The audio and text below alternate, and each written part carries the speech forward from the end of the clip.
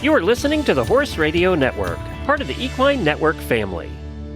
This is episode 720 of the Dressage Radio Show, official podcast of the United States Dressage Federation on the Horse Radio Network, brought to you by Kentucky Performance Products. On the show today, we're going to chat with Holly Hilliard, who is the chair of the Adult Programs Committee. After that, we're going to continue with our book club review with our chosen auditor and the review of Eric Smiley's book. For the trainer tip, we're going to talk nutrition with Coach Tony Sandoval.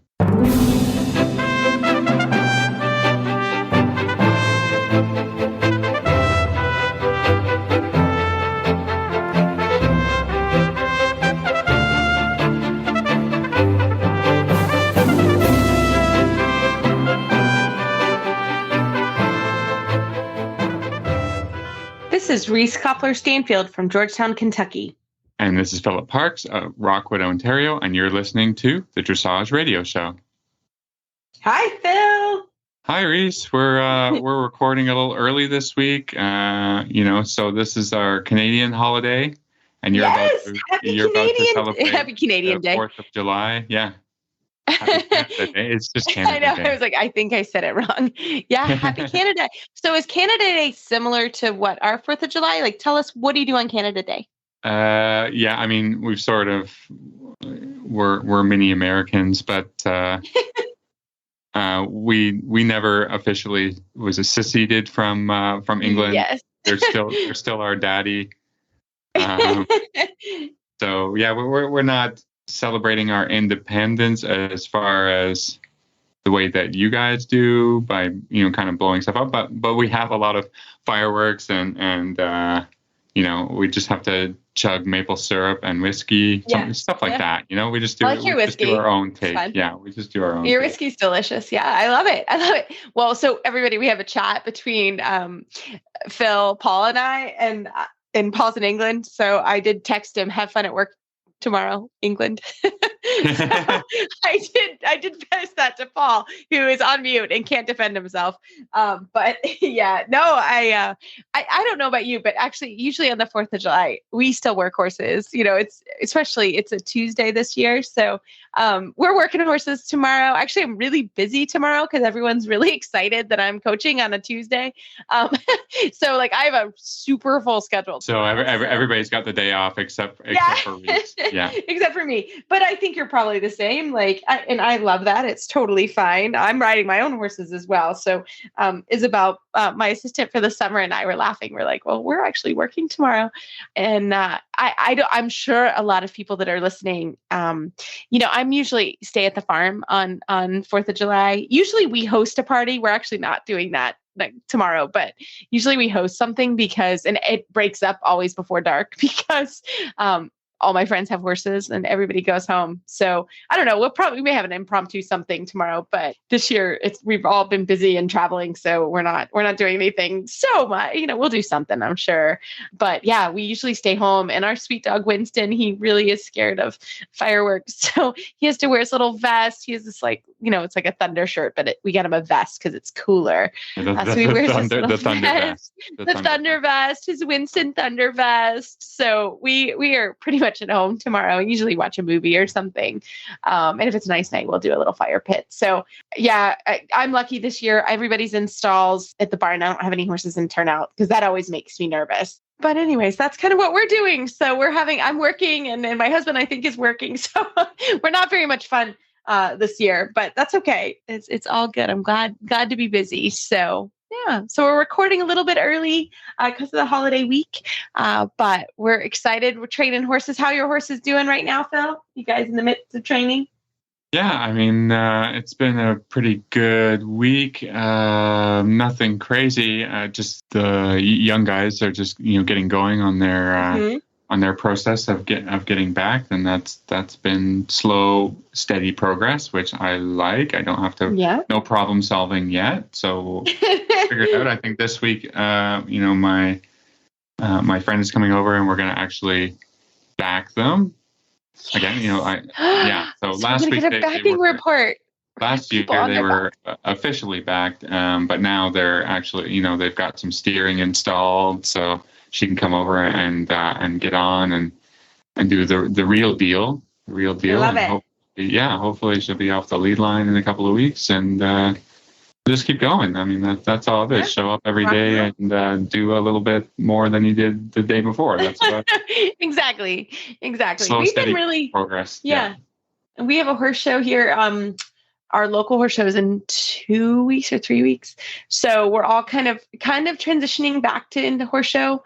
We had a horse show last week, and it went really quite well. So that was great. My third level horse, Der Zauberer, he's on Blackberry Ridge Farm. He was really good. He won his first, it was actually his second third level test ever. We did third 3, and he actually was quite good. Like I showed him in April, and then again, we have a very small show, which I love because it's a great one at Meadow Lake that gives a bunch of confidence. So these shows are popping up more. I don't know if they are where you are, Phil, but they're like Wednesday. They're recognized shows. They're kind of a step up from a schooling show, but kind of the schooling show feel. And so it's great because you can get your qualifying scores and not be in a big environment. So our next one's the horse park, right? So that's a big environment. So it's nice if you're kind of working on some things and then can do that. So he was quite good. I was really pleased. I felt like he had more confidence than he did in April. So we're keeping on. That third 3 is a nice test. I think it's a really good one for them. So the Kenner Half Pass is introduced in that. So he was actually really quite good. I was a little nervous. We had a really bad storm the night before. So usually I do lunge that horse a little bit just to let him get his willies out. But he really couldn't do that because of the arena was underwater. So I was a little bit nervous because my plan had changed, but we just walked him a little bit more. He needed that time. Actually, he was a little bit nervous. And then we just walked him quietly for like 20 minutes and he really did settle down, which was nice. And I popped on and he was just like a professional. So that was fun. So my assistant won High Point. She really nailed it. She got a 75%. I saw her in the warm up and I said, just that, do that. And she did. Just do that. And she did. She nailed it. Won High Point for the horse show, which was so nice because she's been working really hard this summer and, hard work, you work hard, but it really does pay off. And she really nailed it. So it was a good day. We came back and we were in really good mood. So that was fun. So onward and upward, that she's going to move up a level. I said, okay, come on now we can go to second level. She hadn't been in the ring for a while, so that was fun. So onward and upwards. So, but I'm doing a little traveling for some horses, which I'm excited about. I'll tell you guys a little bit more about that next week. But we hope you have a great week. And for all I know the South is really, really hot. So we hope you guys are taking precautions and watching out on that. So we've got a great show for you. We're going to have a break from Kentucky Performance Products and we'll get into the show and we hope you enjoy. This Nutrition Minute is brought to you by Kentucky Performance Products, the company that simplifies your search for research-proven nutritional supplements at kppusa.com.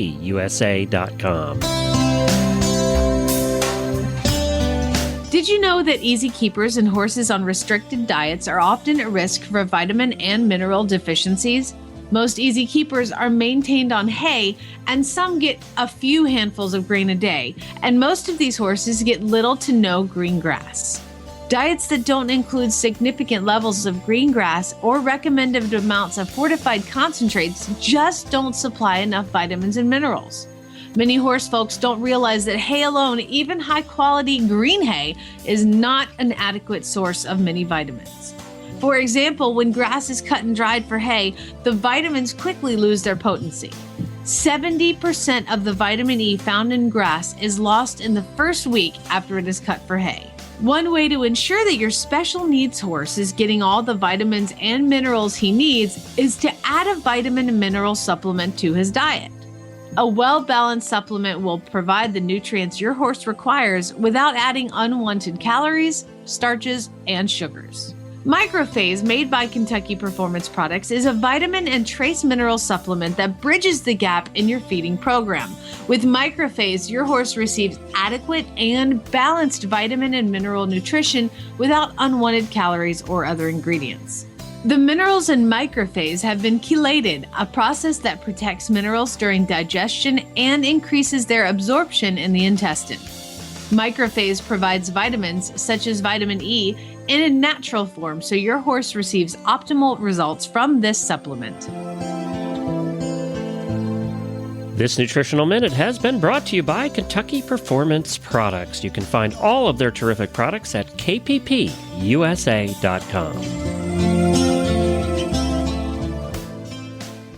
Founded in 1973, the United States Dressage Federation has become the largest organization to represent a single Olympic equestrian discipline. At nearly 30,000 members strong, USDF is your connection to dressage education, competition, and achievement. Visit usdf.org to learn more about USDF education, competition and award programs, and to shop our online store. Again, that's usdf.org, your online destination for dressage. Well, tonight we're very excited to have Holly Hilliard. She is the owner-operator of Harmony Horse Dressage and chair of the Adult Program Committee for USDF. Holly, welcome to the show. Well, thank you. Thanks for having me. Well, Holly, we first wanted to have you introduce yourself, and then we'll talk a little bit about what you do for the committee. So, Holly Hilliard. I am a Florida resident for the last 15, 16 years now, and have been on the committee for, I think I joined the committee in 2007 and became the chair, a few years after that. So it's an education committee. We are involved in trying to come up with educational programs for the Dressage Federation and to make sure that we can communicate with the members as to what's available. Fantastic. And how about yourself, Holly? Tell us about your farm.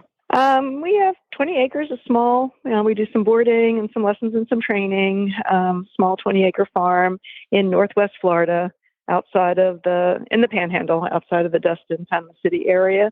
We're scaling down a little bit now. It's hot. It's really hot.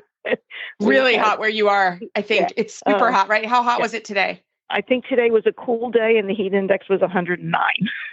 Oh, yeah. The last week has been brutal. 112 to 118 has been the heat index. It's been really We just hot. lost our Canadian. Our Canadian is gone. He just left. He melted. Oh, okay. Bill's probably never seen heat like that. That's unheard of. Yeah, that's unheard of temperatures. So I'm not into that. No, me either. And neither of the horses. They're all hiding under their fans. So. Yeah. I'm sure you take it easy on them for that. Absolutely. Yeah, it's really hot. Well, fantastic. Well, Holly, tell us about what the Adults Program Committee does for USDF. Our mission statement is to develop educational programming for the members that will help, engage them in the sport, help them get more active in the sport, help them get more active in USDF. We work on topics and speakers, or make suggestions for topics and speakers for the education sessions at USDF. The big push that the committee has worked on for the last probably 7 years has been what is now called the GMO Education Initiative. We have been trying to develop some virtual sessions for online education. The USDF University, all of those educational programs kind of fall under this committee as far as suggestions and oversight. And generally, right now, we have been working for the last 2 months on GMO, on an outreach. There's 110 GMOs in the country, and we made it our goal to personally contact all 110 of them and find out what we can do to make educational programming that's really valuable to them and their members, and to try and get the membership more engaged and improve the communication we have between USDF, the GMOs, and our general membership. That's been a really big stumbling block for us, trying to make sure that people really know what's going on and what's available to them. So we're working on that, and we made this month our call month, basically, and we're wrapping that part up, and now we have to compare statistics. So I think based on feedback from the GMOs and the members, how are you going to continue to add educational opportunities? Well, as I said, we haven't had the opportunity to compile all of our results, but I suspect that the calls that I made are very similar to the calls, or at least the responses are similar to what the other committee members are. There's 9 of us all together. From the conversations we've had, I think we're all kind of learning the same thing. Is one of our big challenges is people still don't know what is actually out there already available to them. So I think our conversations with the GMO presidents have enlightened them some and have made them more aware. I think the online education, I personally had mixed responses to that. Some of the people loved the idea. They just weren't aware that we had already started doing them. Some of the people said, well, now that COVID is over, in quotes, people are tired of online stuff and they want more in-person meetings and more personal contact. We had a goal for the committee. We haven't achieved it yet this year, but we had a goal for the committee to do one online educational webinar a quarter that would be interactive. And those sessions are recorded so they can be later viewed on demand. You can go back and review them. You can get USDF university credit for them. So we're striving to get, for this year, we're falling behind our mark a bit, but we'd like to have 4 online sessions available. But already on the USDF website, if you click on the education tab on the website, which is on the far right top of the screen, the homepage, there's already just an unbelievable amount of education available to people now.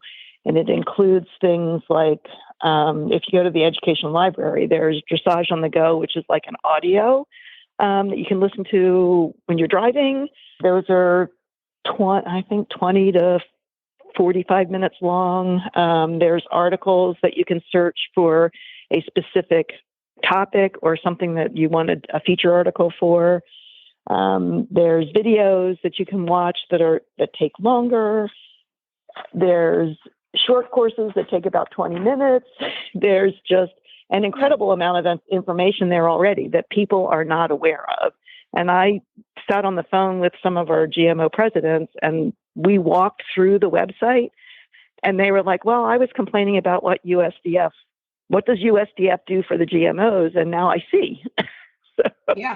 Because there's actually modules there just for GMOs. It's educational modules that are put together for GMOs so they can have a meeting and this is the information they can discuss during their membership meeting. So we've gotten a mixed bag of information, but it's all been really good information and some really valuable conversations, I think. Fantastic. No, I think that's great. And even the USDF on the Go, I just learned about that. I was like, what? That's a thing? So, I mean, I think that, which is horrible. I should know more. But I mean, I think that's really great. I know for sure, like I'm looking at the tab right now and it's really cool. Like there's a recommended reading list. We have a book club here on the podcast, but these are other books where you can go. There's reading lists, there's clinics, there's outreach. I mean, there's a lot going on here. I'm like, wow, look at all this stuff. That's great. And it's all free, right? If you're a member. It's all free if you're a member. Mm-hmm. It's even the home for the official podcast that we're creating right now. So if you look down, that's exactly right. We're so proud of you. I do look at that just to make sure we go up. Exactly. We're creating this right now. Fantastic. So, I mean, I think that's really important. Yeah, there's an amazing amount of information there. And, I mean, I look at it all the time. I was like, God, if I just had time to sit down and just go through these, that whether you feel like you need a refresher or whether you're exposed to the first time with a horse with laminitis, you can find information there. There's veterinary articles. There's information there from people like Hillary Clayton, Lilo Four, Kathy Conley, Jeremy Steinberg, Beth Baumer, Chris Hickey, the names go on and on and on and on. So if there's a favorite trainer that you have that you like to watch, there's probably schooling exercises, videos and articles and schooling exercises from that person. You just go in and start looking and you'll find it. One thing that I would like to make I hope people are getting more aware of is the National Education Calendar and Map, which is also on that list. And that's the goal, is to have this map and this calendar be the go-to. So USDF is the go-to for all things education. And I was pleased to see, if you click on that, there's a drop-down map, and there's little icons all over the map. It's a map of the United States. Little icons that tell you where there's events. And if you click on the icon, it tells you what the event is. And then a little under the map, there's a calendar that you just flip the pages. And I was really excited because this is available to, it's USDF events, it's GMO events, and private barn events or private individual events can get their event listed. So it's just to help people know what all is available in the area. And I looked at it this morning, and in July, there's the North Carolina Dressage and Cross Combined Training is doing an equine festival, a bunch of different topics there. In September, Stephen Peters is doing a clinic at the Colorado Horse Park, and there's a masterclass at Dressage at Devon in September also. In June, there was already Georgia. I just clicked on the map myself. That's really cool. And there actually could be way more things on this calendar. There could be way more things. Yeah. And we're hoping that was one of the things we're hoping to make people more aware of. The committee came up with that a few years ago, and it was a 3-step release, but it's all fully active now. And we're just hoping people utilize it way more than it's being utilized now. I didn't even know about the map. See, Holly, I'm learning all these new things. It's very cool. Well, again, perfect. I'm fairly informed because we do the podcast and we do something every month for USDF, but I didn't even realize I've opened the educational portal myself. And it's unbelievable, everybody. I hope you go here. It's really easy to see. It's really easy to scroll. Even just the glossary of judges' terms, right? That's there. So if you are questioning what happened at your test, it's right here. It's actually really easy to find. I don't even think I'm logged into my account. I think I'm just on the website, and I'm getting kind of everywhere I need to. So that's really cool, Holly. I did not even know all of this, everyone. So I hope you're learning too. That's great. So for the GMO education initiative, that has been our focus for the last several years. Over the last 5 years, and Philip, you're right. We talked about the pandemic kind of creating a problem for us where you couldn't have in-person stuff. And so if I look back over the last 5 years, there's been 46 events that were, and this is a combination of like clinics, unmounted exercise, ride-a-test clinics, even camps. You can do the camps for your members. So there's been 46 events. And there's a $1,000 grant that you can apply for if you do a GMO education initiative program. The $1,000 grant. So in the last 5 years, USDF has distributed almost $34,000 in grant money. So of those events, almost all of them got the full $1,000. So that was pretty exciting. That's awesome. And I think we're seeing some growth now that we can do in person again. We're starting to see some growth in the program, but still we talked to GMO presidents who didn't know about it. And it's been out there, I think, a total of 7 years now. It was originally called the National Education Initiative. So we're still reaching out to people, still trying to make people more aware. Makes and total trying sense. to figure out what the most effective way to do that. I think this is fantastic. I'm so excited that you kind of told us about all this stuff. And I hope people really do take the opportunity to go and see what's going on and who's around. And I think that's really, really important. Holly, any other kind of lasting things you want to tell people as we have them listening about what you're doing and the educational opportunities that are out there? We've touched on quite a bit. The calendar was something that I really wanted to make people aware of. And convention, right? That's a big one as well. So those are the education sessions, and I think I don't believe the agenda has been published yet I don't believe even the draft agenda has been published, but we are hoping to have additional education sessions available this year.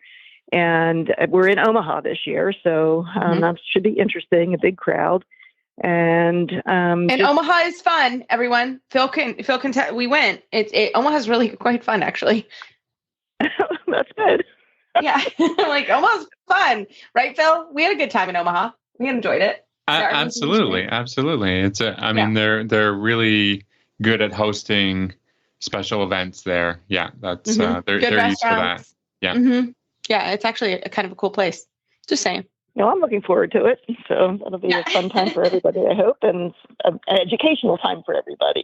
I think the other thing that we've found as in talking to people about this through our survey is that I think there's been some confusion over like the grant availability and TDF, the Dressage Foundation. So the USDF and the Dressage Foundation, although they work together, they're not one and the same. And the Dressage Foundation is separate, separate entity. And the grant, if you're hosting a GMO education initiative, you can apply for the USDF grant for $1,000 and a TDF grant.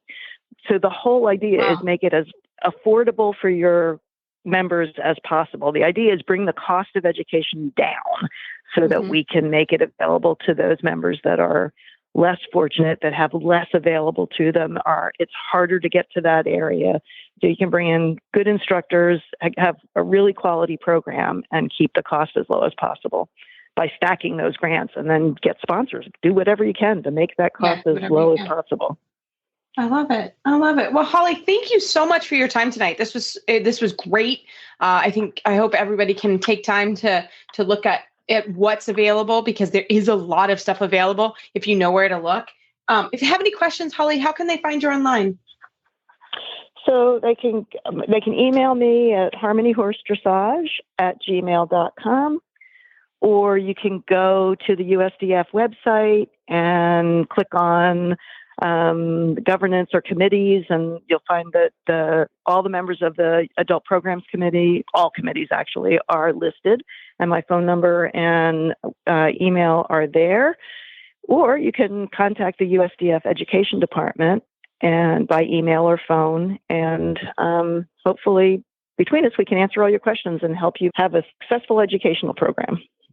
Awesome. Well, thank you so much, Holly. Thank you. Especially with performance horses, flies can really be a nuisance. Fly predators are a great investment. Of all the different poisons and insecticides and different things you could use, I don't know of anything that is more economical and more effective than Spalding fly predators.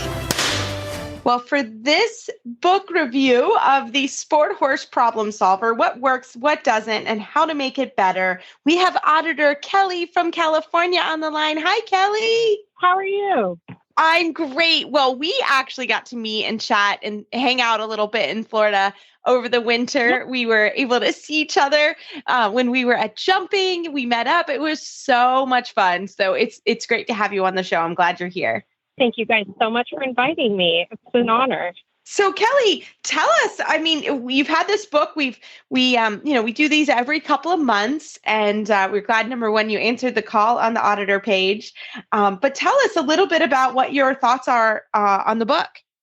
Absolutely. Thank you guys for this opportunity. I was looking forward to, because I'm starting my young Dutch warm blood, and our primary goal, lifelong goal, is going to be obviously dressage carried through, but I also want to do lower level eventing because I love cross training my horse.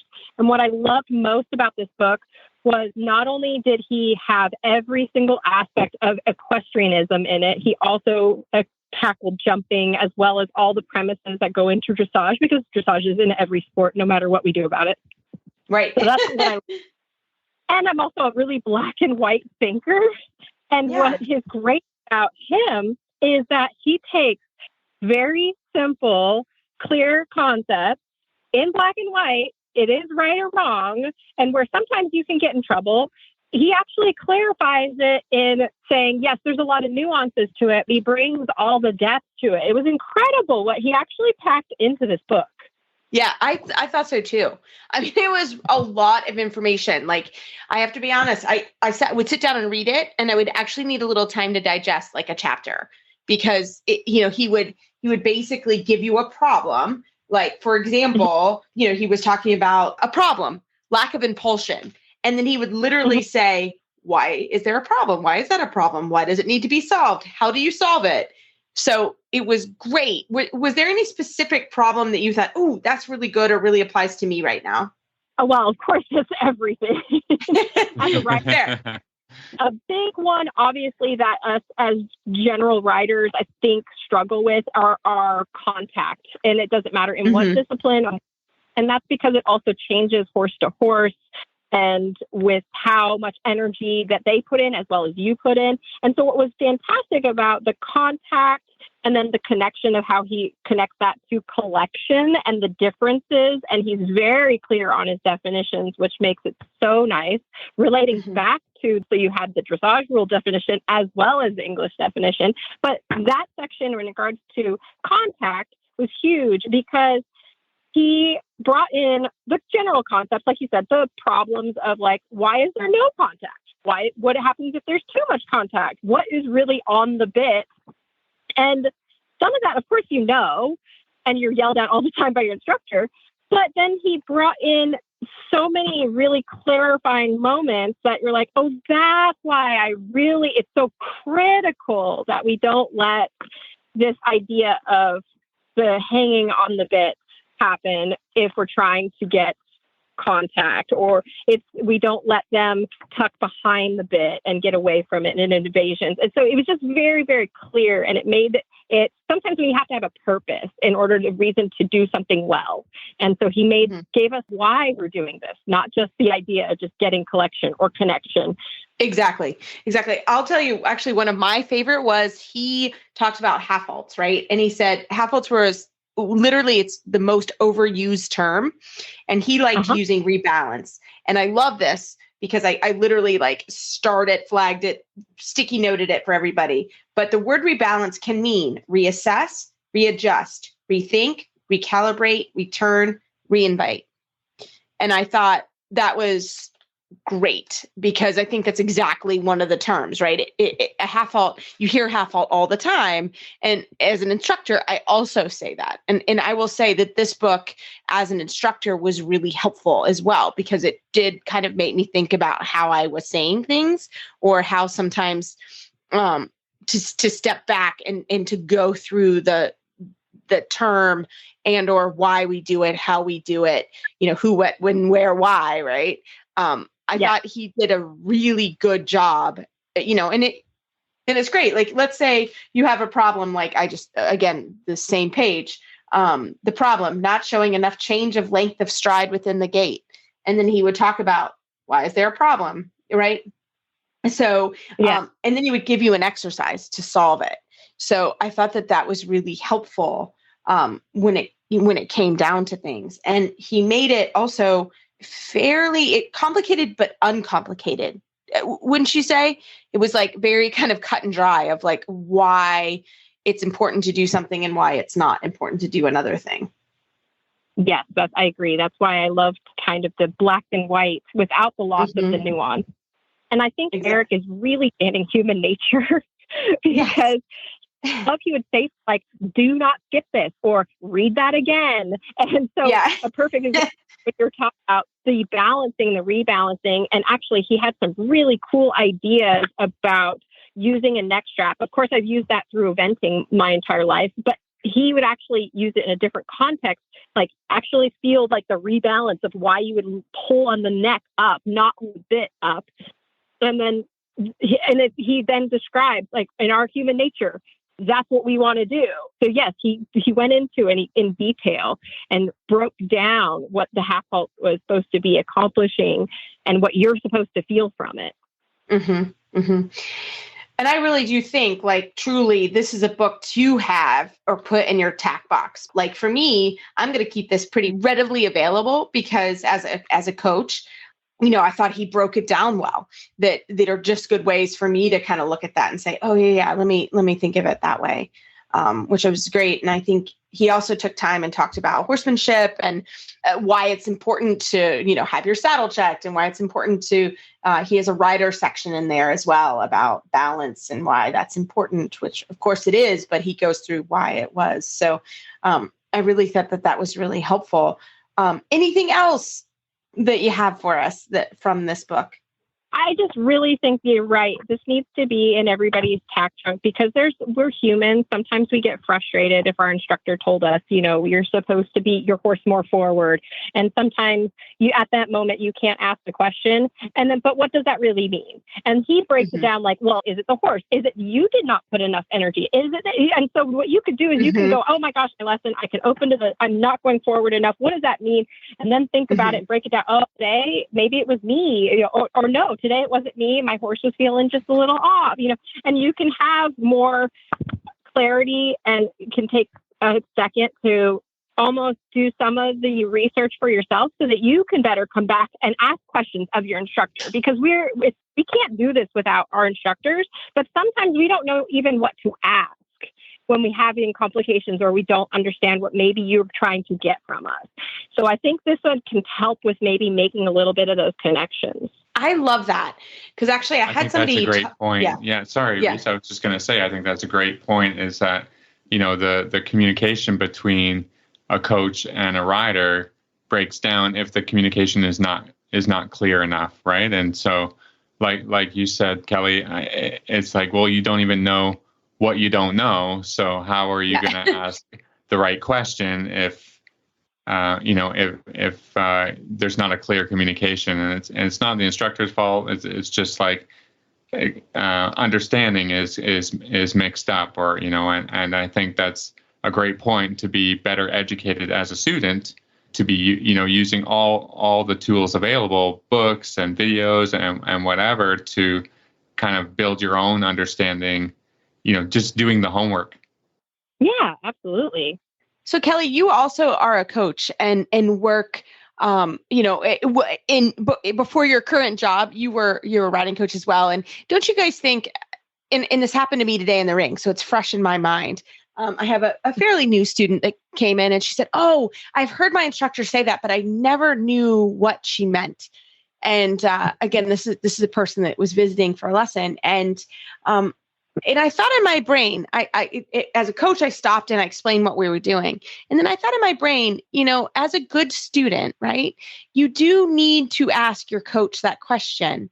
But there are times when there's a lot of things that are going on, right? You only have 45 minutes to teach somebody, typically, maybe an hour, but it's not a lot of time. So if you are struggling with a concept, I think it's great to even give your coach a heads up of like, hey, in our lesson today, could we talk about what you meant with that alignment piece from last time? Or I did a little research and, but like you said, take the onus on yourself to really work on, researching and understanding what's going on. So I think this is a good resource, this book. I think it is really worth your time to invest in this book and have it. Oh, yeah. As I always say is, where frustration starts is where your education stops. And this is what I think this book would be really great at, filling some of those holes in before, and then you can take it a next step level, or with a instructor, a coach, even digging into, if you watch somebody riding their horse in a dressage test, like a professional, and you can then look back and say, oh, I can now see what they're trying to accomplish, or what they did there, or what my coach is doing when she's asking this of me, or he's asking me. Yeah. So you can make all these different connections that way. Yeah. No, I love it. Well, Kelly, thank you so much for your time and reading this book and coming on and chatting with us. We really appreciate it. So just a reminder, everybody, this book was The Sport Horse Problem Solver: What Works, What Doesn't, and How to Make It Better by Eric Smiley. You can get this book and all the other books that we've done for our book review, and they are on the website and they're also on our Facebook page. So you may have to search for them, but we've done, oh goodness, Phil, how many books now? 20, 30 books, a lot of books. It's quite a few books. Yeah. It's quite a few books now. And this was a real fan favorite, and we hope you enjoyed it. So Kelly, thank you again. And Kelly, how did you just tell everybody how you were selected to be the auditor to read this book? Absolutely. Thank you guys so much for the opportunity. Just you have to become an auditor for the horse race dark horses in the morning. If you guys select yourself to be an auditor, it's an extremely welcoming and enriching group, and we're all there to support one another. And then we have these amazing opportunities like working with you guys and reading these books and possibly being selected to get one for free and read it. So exactly. Well, Kelly, thanks so much for coming on the show, and we can't wait to have you join us in the future. Thank you guys so much. And thank you guys for being fantastic coaches. Even under the best circumstances, travel is stressful for horses. We've all been there, stuck on the side of the road in the middle of nowhere. You can make the journey knowing that US Rider is there for you. Get peace of mind on the road with US Rider's nationwide 24/7 roadside assistance coverage for both you and your horse. Join today at usrider.org.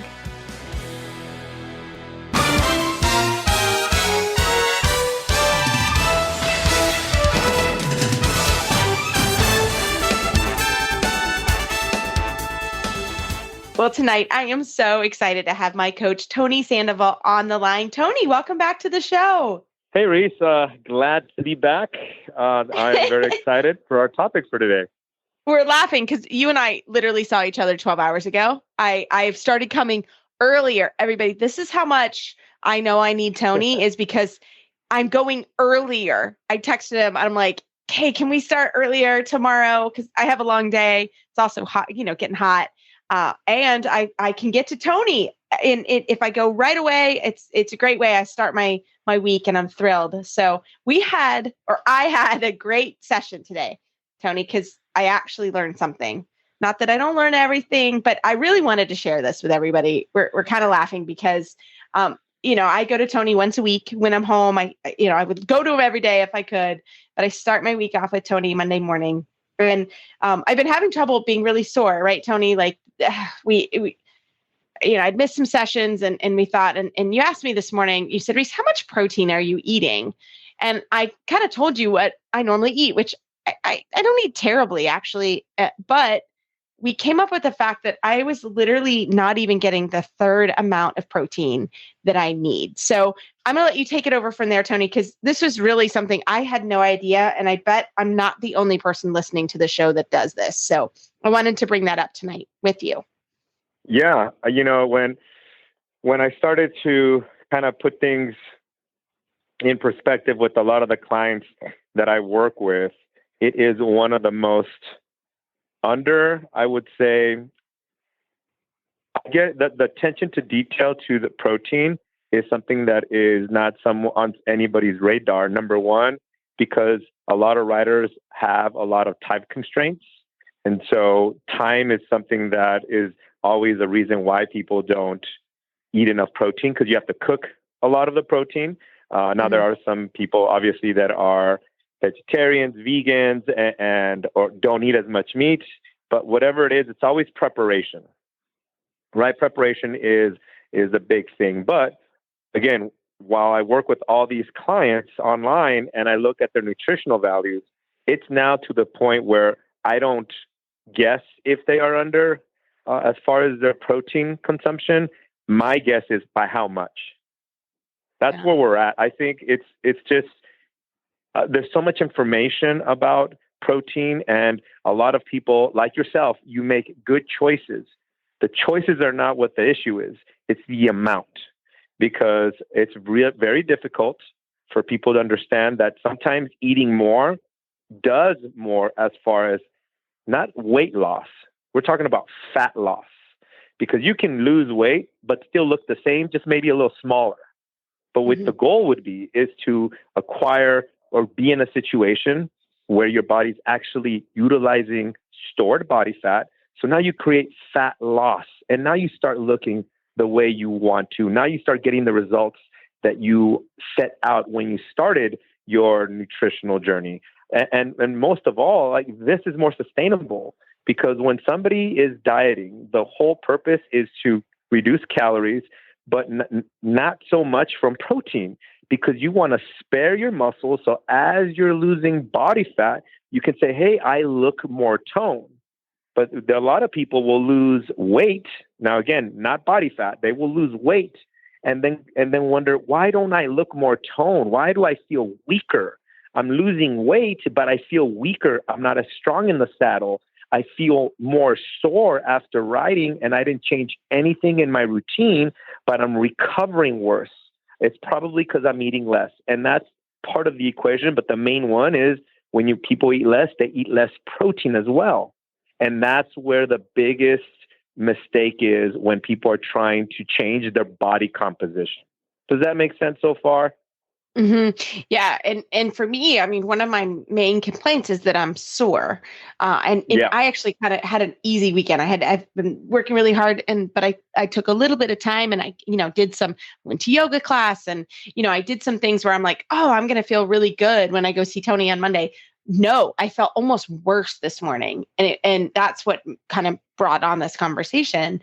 And you kind of asked me, what did you eat this weekend? What did you do? Because I've been really trying to watch sugar. And, I don't eat I try not to eat a ton of carbs because it actually doesn't make me feel that great. So, so I was like, okay, well, this is what I was doing. And I was frustrated and I didn't feel good. And that's where this conversation came. So Tony, I mean, one of the things that we talked about this morning was, like you said, my biggest thing is time constraint, right? Now, I do live, where I work. I live with in the barn, so my apartment's attached to my barn. So my kitchen's here, so it's not that, but I don't have time during the day to stop. So we talked about some choices that we can make, right? So, or that I can make. So can we share that with the listeners? Yeah, I think that when you have a busy schedule, I work with a lot of trainers and it's the same scenario. I don't have time. What can I do to make sure that I get enough protein throughout my day? And what I always ask is, do you like to cook? That's my first question. Because if someone doesn't like to cook and they don't have enough time, then that lets me know, okay, what type of choices are you going to make? Because if we have to buy things that are a little bit more processed, like there are those either chicken patties or turkey patties that all you throw is in the microwave and you just carry them around with you and you can snack on those patties and that'll give you protein. Now, they're already cooked, so they have a little bit of preservatives. You just have to make sure that you drink enough water. So that way you don't start gaining like water weight because you're eating something that has preservatives in it. But again, it's a good solution for people that don't like to cook or don't have time to cook. Another thing is using supplementation like a protein powder. Now, protein powder can get very difficult and confusing because do you have Orgain plant-based? Do you have whey? And I would say those two are the correct answer. If you have a situation where you are going to be going without food for a while, then something that digests very slow, like a plant protein, is going to help you out because it digests so slow. It will give you a satiety level that's higher throughout the day. Whey protein, especially whey isolate, which is very popular, that's more like after you work out because it absorbs so much faster, which is the right tool once you're done riding. You have a hard day of riding. Protein powder in whey form would be awesome. There are some people that are lactose intolerant or they can't handle whey in their diet because they're going dairy-free. So in a dairy-free diet, whey is not necessarily on that list that you can consume. So then you go back to your plant protein. Does it digest slower? Yes. Is it going to make a big deal overall? No. I don't think for what we're trying to do with riders, it will be fine. I think the rules are set for people that bodybuild and they're every minute, every second counts that they want to digest their food faster. So again, kind of long-winded, whether you have whey protein or plant-based, all I care about really is that you're having protein, so that supplementation will help you. And then a lot of the other foods that are very easy to eat, if you're not necessarily on something like a dairy-free eating program, is Greek yogurt. You can carry those around, and if you have a little fridge or if you have a cooler, that you can throw one of those little packages of Okio, and those carry about 15, depending. Now they have some that have 20 grams of protein. That's awesome as far as the choices that you have to get more protein. I also like getting beef jerky, and the leaner beef jerky is obviously better because you want your calories to come from the protein, because that will give you more room to eat. But if you have a lot of fat carries more calories. And sometimes we need the fat, but sometimes we just want to eat the protein.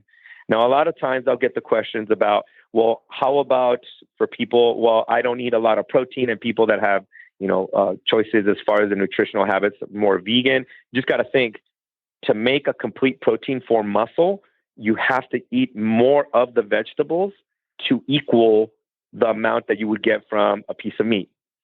So you can get there, but the amount of food is so much higher that's why when a lot of people, when they switch over from one style of eating to something like vegan or vegetarian, something where there's a lot less meat consumption, they feel awful at first because they're lacking so many nutrients that they didn't account for. And the second part is because they're not eating enough. You have to eat so much more food to equal what meat would equal. So it's not necessarily wrong or right. I think there's a big argument like no red meat, this or that.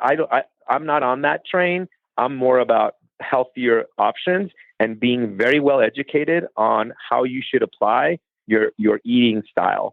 And again, when I work with vegans online, that's the first thing I say is, let's look at the way you eat. And we have to be very careful because you're missing all these vitamins that we have to supplement for. So you're going to have to spend money on all these supplements that you will not get from plants.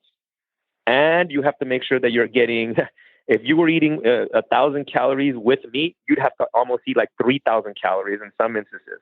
So you have to triple the amount of your calories to get the amount of protein. And then when you don't get it, that's when you start feeling weaker, less energy, and people don't stick with it as much as they should, because it's hard to go from eating a certain amount of food because your eyes tell you, oh, this looks good, this is a little bowl. But when there's no meat, you got to eat so much. You got to eat a trough full of food. And when I've seen it done right by athletes, by professional athletes that are vegan, the amount of food that they eat is like, wow, I couldn't even house some of those big salad bowls that they have full of lentils, chickpeas, and all the proteins, all these beans and rices. And you're going, oh, I don't know how I could do that. But again, it's just a little bit more complicated because you don't have things that are readily available. And I think just going back to the original question is, what can you have that'll be fast and easy? Those are the things that I would say that you don't have to cook. When you cook, you can just meal prep and have everything just set out so that maybe you don't cook throughout the day, but you can cook like on a day that's not busy. I always like to say like Sunday because that's usually people's day off. But for riders and people that work on farms, it just has to be whatever day is your day off. It might be Monday, it might be Wednesday, but there's where you can allocate some time, like I told you, cook some turkey bacon, crisp it up, and then save it, and it'll be very crispy. So then you can have that on the go, and other things that you can have prepared. So it's preparation and prioritizing some time so that you can prepare things like I told you again, like Costco rotisserie chicken. Debone that thing, shred it up, put it in some type of container that you can kind of go, okay, I'm going to snack on some shredded chicken with, I think you said you like hummus and veggies. Awesome. Great. But my thing is make sure that you're having enough protein. And that should be the first thing that you always think of when you're thinking about what am I going to eat? Where's my protein going to come from? Yeah. And I think for a lot of people, sorry, I was just going to say that, for a lot of people, they're trying to eat better, but then they just stop eating or they find themselves always out of energy. I feel like that, in my house that, we can't come back on meals. We can't, portion control and all of that, but, we're about cutting out sugar. Because if I come home from riding all morning, eat a bunch of sugar or a bunch of bread, all those things that I want to eat, then I'm no good in the afternoon. So, the idea of cooking a rotisserie chicken one day of the week and just pulling it apart and, here's the separate parts of the chicken. Here's what I can have. Like I can easily just grab it out of the fridge and eat it cold or stick it in the microwave and boom, there's my lunch, right? And there's a really good source of energy from protein. I think that's an important part of my day, at least. and certain people, they genetically process food a little differently. And so although protein is a good way to muscle spare and a good way for muscle recovery, it would be the second tier, if not third tier, as far as energy for most people. The first tier is actually carbohydrates, but good ones. There are sugars that are actually good for you. Then the second tier would be fats. So that's why fats are good for you, especially for hormonal balance.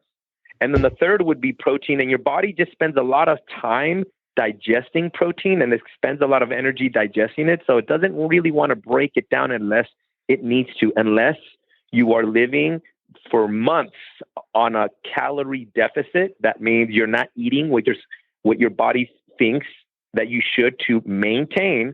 So if you have a long period of calorie deficit, your body has no choice but to start burning off your stored muscle and protein. It'll just start trying to use it as energy, which it doesn't make it feel the best.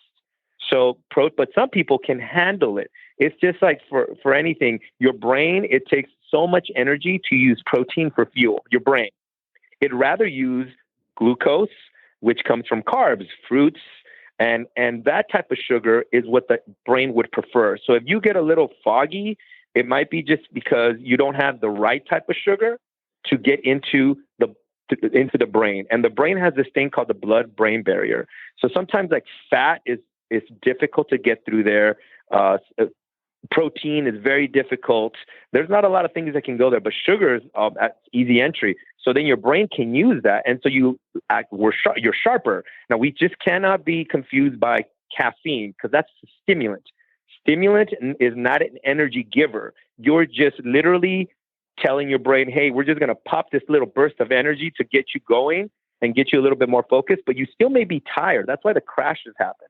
And it's getting away from we're trying to talk to about protein and how important it is, but it is also important to understand that the right carbs have its place, the right fats have its place, and just trying to live where you can sustain a certain eating style and not adopt, this is important, and not adopt a dietary habit for your full-time eating habits, because that's what kills people. When I talk to my other colleagues about people that they train, is they get on a diet and they adopt that as their eating behavior. And they don't understand that was supposed to be short term. How have you been eating like this for 10 years?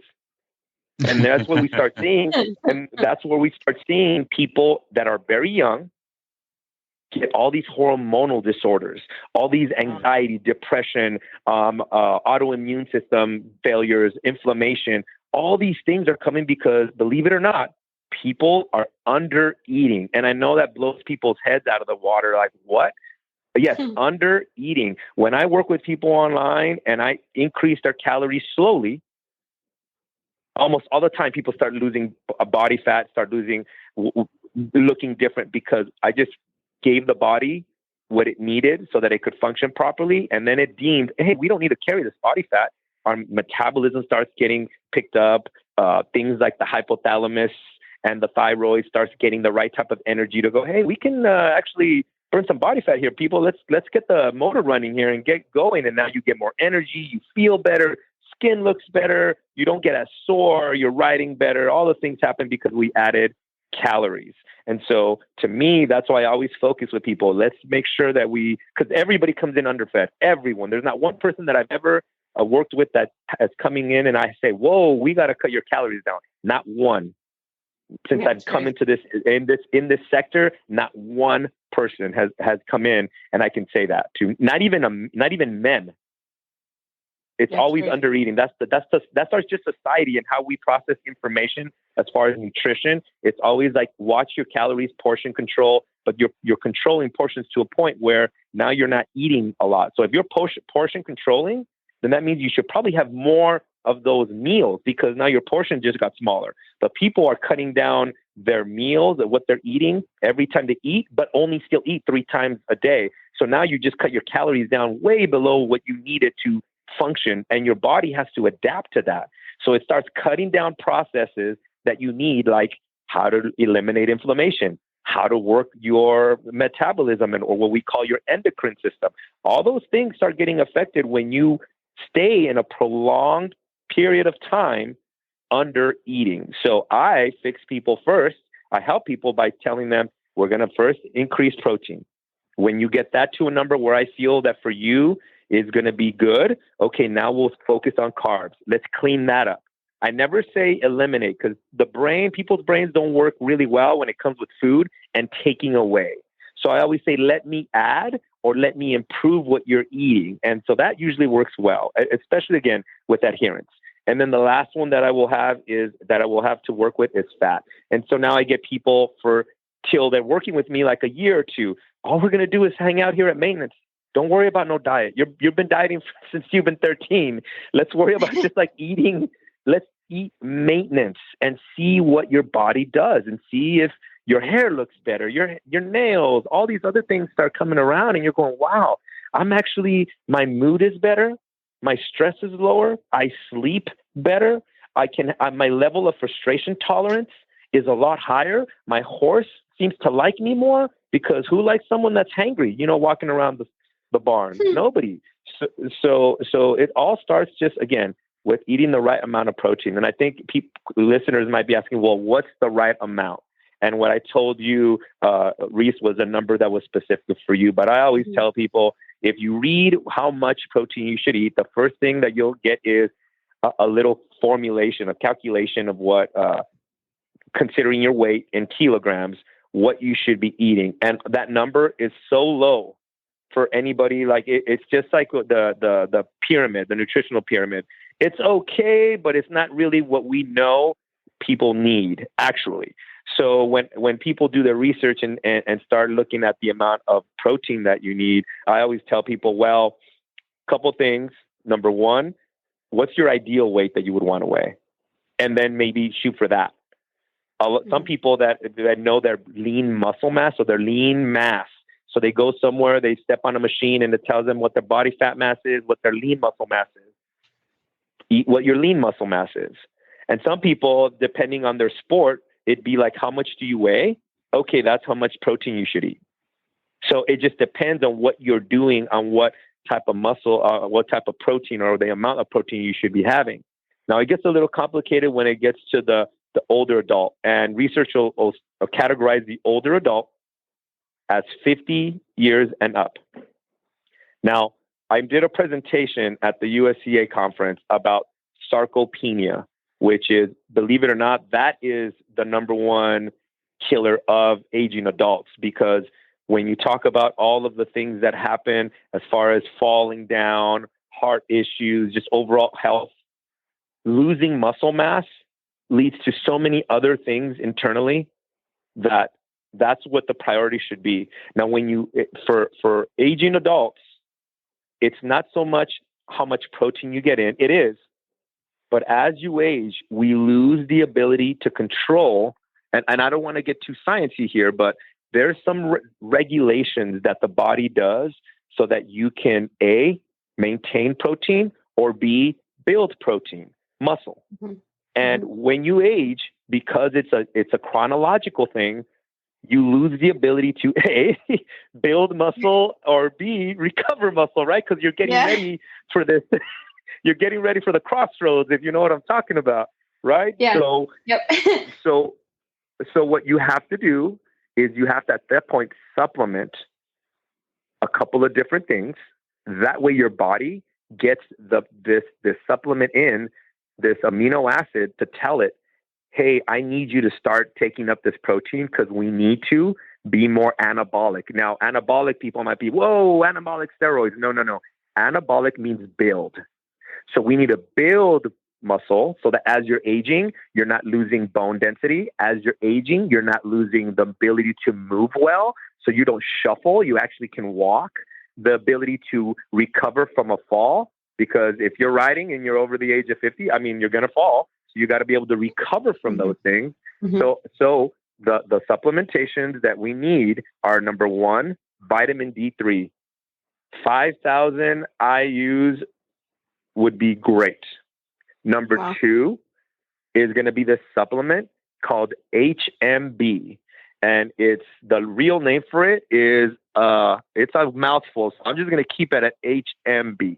And that HMB is the key supplement that I've read in research that actually helps aging riders, or I'm going to say adults in general, keep muscle mass and build if they have the right amount of resources, which is protein. So Wow. I know I talked for like 15 minutes straight, but I hope all of that made sense.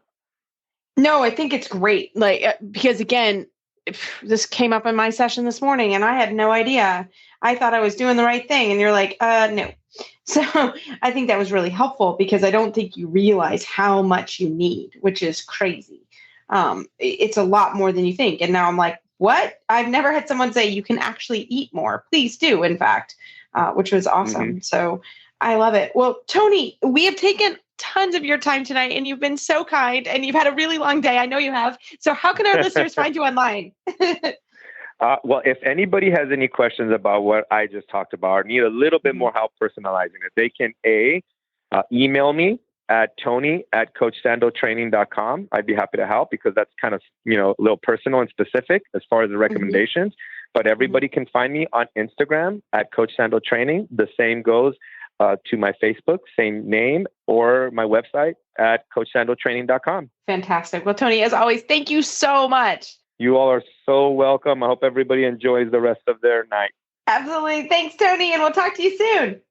Well, we're so glad everybody enjoyed the book club. It's been going on for a couple months. And we also have to thank Martha at horseandriderbooks.com. We've got another book coming, so we'll release that in another few weeks.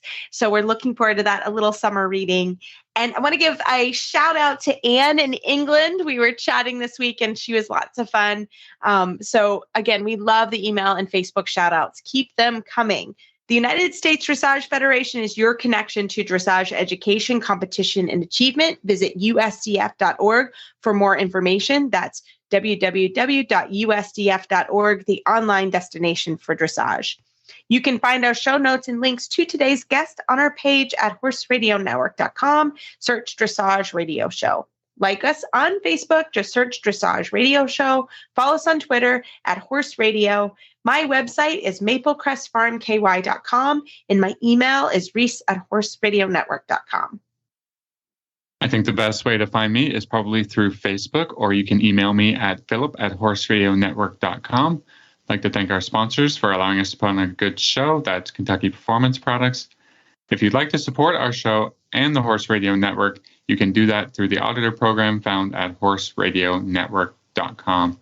And you can always enter for our book club contest when we get the new books in, and the auditors can receive a book for free. So that's a cool part of our auditor program.